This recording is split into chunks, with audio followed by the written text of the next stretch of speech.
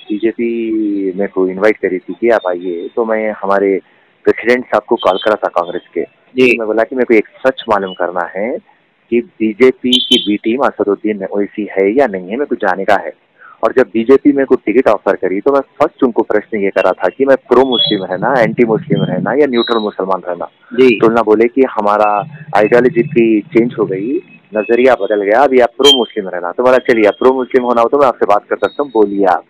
तो उन्होंने बोले कि आपको एमएलए ये वो बोले, तो बोला नहीं नहीं नहीं नहीं, अगर से आप मेरे हैदराबाद एमपी दे दे तो मैं आपकी पार्टी में आता हूँ, ये बात है। तो उन्होंने बोले आप कैसा जीतेंगे, तो बोला देखिए आप सबका विकास, सबका विश्वास, सबका प्रयास आप बोलते ना, और आप प्रो मुसलमान होना चाह रहे हैं। तो मैं बोला मेरे को आप देइए एक चेयरमैनशिप का पोस्ट देइए, या एक क्या बोलते हैं स्टैट्यूटरी पावर जिसमें रहता वो पावर देइए, तो मैं जाके मुसलमानों को समझाता हूँ कि बीजेपी प्रो मुसलमान हो गई और मेरे वैसे खातिम को देखो दे दिए पावर, मैं आके आपको नौकरी दिला सक रहा हूँ, मैं आपको आके स्किल डेवलपमेंट करा सक रहा हूँ, मैं आपको लोन दे सक रहा हूँ।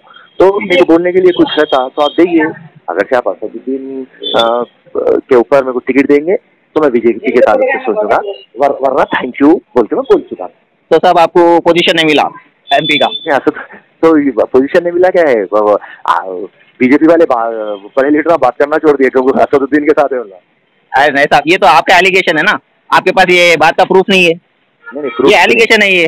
सुनिए सुनिए सुनिए, ओके बात एक सुनिए, लॉजिकल बात साहब आपको, अगर से मैं जाके जब स्टेट बोल दिया हूँ, जब उन्होंने एमएलए सीट देने को तैयार है, तो जब मैं जाके उनको असदुद्दीन का एमपी का सीट बात करा तो उसमें साइलेंस हो गया ना, वहाँ से एक देने भी बात नहीं कर रहा। तो साहब ये और एक पॉइंट ऑफ व्यू दूसरा आपके ऊपर ये सवाल आता है कि आप कांग्रेस को डराने के लिए बीजेपी का इस्तेमाल करें, क्योंकि आपको जो पोजीशन चाहिए एमपी की सीट तो आप लड़े साहब।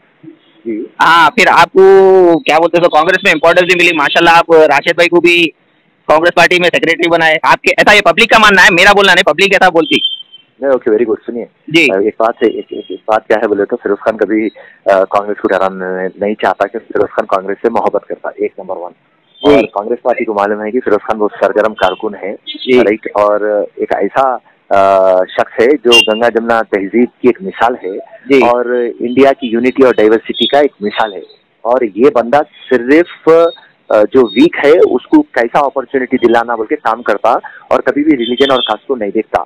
तो एक सॉलिड कांग्रेस की जो आइडियोलॉजी है उसका एक पिलर है फिरोज खान, तो उसके लिए फिरोज खान की कभी भी कांग्रेस में इज्जत है, उसके लिए फिरोज खान कभी भी ओपनली बात करता है। ओके, आप इलेक्शन अब लड़ेंगे तो नामपल्ली से लड़ेंगे, अगर राशिद भाई को लड़ना है तो कोई दूसरी कॉन्स्टिट्यूंसी ले लो जी, आप, ये आपकी बात है जी, बराबर। तो आप भाई के लिए सेक्रीफाइस नहीं करेंगे? अरे ये फिरोज खान का अड्डा है, अड्डा कैसा जुड़ा फिरोज खान नहीं देता भाई के लिए भी नहीं। भाई रहने दो, कोई भी रहने दो मेरी जान, क्योंकि यहाँ की आवाम से मेरा एक लगाव है, 20 साल से यहाँ की आवाम मेरे साथ है। मैं बेशक चुनाव नहीं जीता, जो एक एग्जांपल देता हूँ मैं आपको, मेरे सामने वेंकटेशन आए थे, तो मैं उनकी शादी में अवेलेबल था 20 साल पहले, आज उनकी बेटी की शादी है, राइट, 20 साल से उन्होंने मेरे साथ है, मैं कभी भी उनको कुछ नहीं कर पाया, पर उन्होंने मेरे साथ है। इसी तरीके से एमपी इलेक्शन लड़ेंगे था फिर एमपी इलेक्शन लड़ेंगे आप या कैंडिडेट कोई दूसरे होंगे? फर्स्ट ऑफ 223 में एमएलए लड़ा, फर्स्ट एमएलए, बाद में एमपी देखा जाएगा। जी हाँ जी हाँ। ये साहब, ये आप होल सिटी में भी आ गए पदयात्रा कर लेते हुए, तो होल सिटी में आने का मकसद क्या था आपका? नहीं, वो क्या था, राहुल गांधी का एक भारत जोड़ो यात्रा का एक मैसेज देने के लिए, एक माहौल बनाने के लिए, बस दिल्ली से आया था डायरेक्शन कि कॉस्मोपॉलिटन शहर में राहुल गांधी आ रहे, अपने जितने भी सिटीज में आए वो कॉस्मोपॉलिटन नहीं है, बिगेस्ट सिटी में भी एंट्री कर रहे, तो आप लोग कांग्रेस वाले एक माहौल बनाओ बोल के एक आया था डायरेक्शन। तो फिर एक वीडियो में आप बोले ये जो प्लान था उस्मान अली खान साहब का प्लान था, समथिंग बताया? हाँ, यस यस यस यस, बराबर। उस्मान ऑर्गेनाइज पूरा जो दिल्ली से आई थी कि हर एक जगह पे जहाँ पे भी राहुल गांधी जा रहे हैं वहाँ पे आप माहौल बनाओ, तो उस्मान उसको कैच करके पूरा एग्जीक्यूट उन्हें करा, पूरा इंतजाम भी उन्हें करा, राइट, टी शर्ट से लेके खाने तक पानी तक उन्हें पैसा लगाया, हर चीज उस्मान करा। मगर सर फिर तो आप हुए, आप चर्चा में थे, स्टार क्या बोलते स्टार कैंडिडेट तो आप थे। नहीं मेरी जाना, वो आवाम और हमारे बीच में जो मोहब्बत है उसके लिए मेरे को बहुत खुशी हुई। से मैं स्टार्ट करा, चारमीनार तक चला, मेरा मेरे पैर का ऑपरेशन हुआ था सर, मेरे को पैड्स भी लगे हुए थे, उसके बावजूद भी मैं 15-16 सर आपकी तबीयत माशाल्लाह ठीक है, पर क्या है वो एक 1 मंथ तक सिर्फ मेरे को डेली एक 3-4 किलोमीटर ही चलना है, फिर भी क्योंकि जज्बा है, क्या बोलते हैं आप लोगों की दुआएं हैं, क्या बोलते हैं चल गया, तो 15-16 किलोमीटर इमीडिएटली मैं चल सका। तो आवाम और हमारे बीच में जो है अंडरस्टैंडिंग वो थी, उसके लिए फिरोज खान बाजी मार दिया या स्टार कैंपेनर, आप जो भी बोल लो, राइट। 20 साल की मेरी मेहनत की गई, क्योंकि मैं 10,000 जनों को देखा, 10,000 सलाम करे, 10,000 को देखा तो नमस्कार बोले, तो बेहद खुशी हुई कि फिरोज खान नो प्रॉब्लम। अब पहला सवाल ये है, आपको चर्चा में रहने की आदत है या ख्वाहिश है? फिरोज खान ऐसा हॉट है, हमारा कार्यकर्ता, उसकी ख्वाहिश थी कि वो आरती पे मैं हाथ रखना, तो कि मैं दिल रखने के लिए कुछ भी कर देता। मगर एक मैसेज आया था sir, dear team members, you are request to assemble at mister Firoz Khan sir office 23 October का। तो उसमें आखिरी में ये है कि Diwali puja at Firoz Khan sir office to get blessed, regard Firoz Khan. इसको क्या मानना सर? सुनिए, मेरे पास 4 पीए है, 4 पीओ को जो मैं डायरेक्शन देता हूँ वो करते, मगर ये टाइम क्या हुआ, वो डायरेक्शन को उनकी बाजू खोल दिए, और वो बच्चा छोटा है, नया आया बशीर, उन्हें टाइप करके डाल दिया। जी, बस सिंपल लॉजिक।